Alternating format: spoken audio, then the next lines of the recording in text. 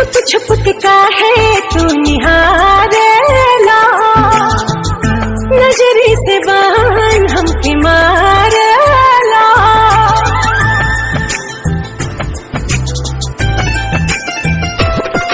ओ छुप छुप के काहे तू निहारेला, नजरी से बान हमके मारेला। तोहरा से दूर होके जियल जाता नहीं, तुझे ना देखूं तो चैन, तुझे ना देखूं तो चैन मुझे आता नहीं है। एक तेरे सिवा कोई और मुझे भाता नहीं है।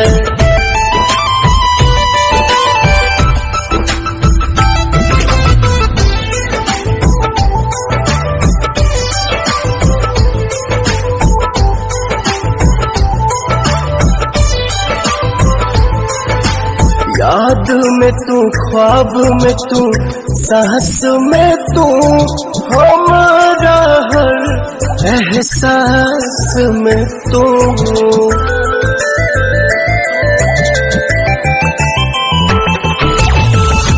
ऐसे न मीठी मीठी बोलियां से बोलियां गागल करा, बनी के चकोरा मोरा पीछे पीछे बाबू जनी रागल करा।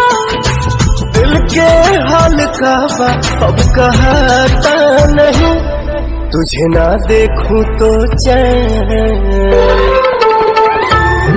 तुझे ना देखूं तो चैन मुझे आता नहीं है।